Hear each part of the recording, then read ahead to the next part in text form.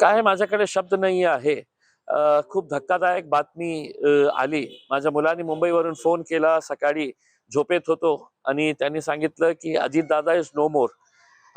झोपेतून उठतो आणि अशा प्रकारची बातमी ऐकतो तर मला विश्वास बसला नाही.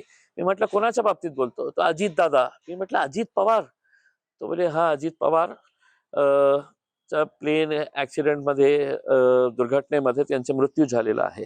कोणाला विश्वास बसणार आहे? कोणालाही विश्वास बसू शकत नाही आहे.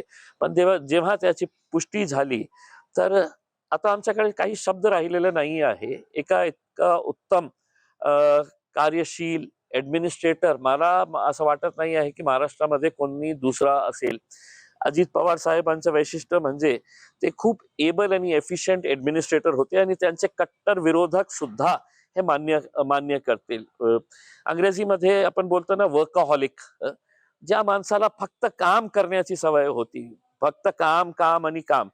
सर्वांना माहित आहे अजितदादा सकाळी 6 वाजेपासून ते रात्री उशिरापर्यंत ते फक्त काम करत राहायचं आणि त्यांच्याकडे जे एक डिसिजन मेकिंग ॲबिलिटी, टोलवा टोलवी ते कधीही करायचे नाही.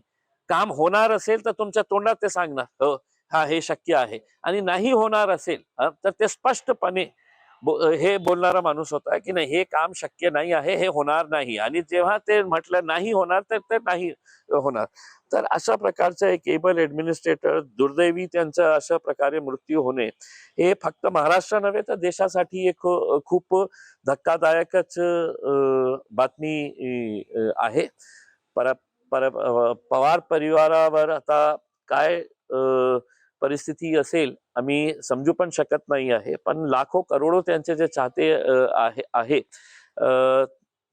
त्यांच्यावर ही काय आज हे बातमी कळल्यानंतर काय त्यांचं रिॲक्शन असेल.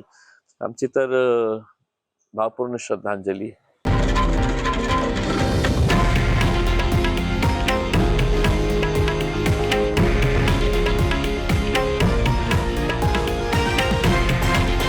हे आहे देशातील नंबर 1 न्यूज नेटवर्क आणि आपण पाहत आहात TV9 मराठी, एकमेव.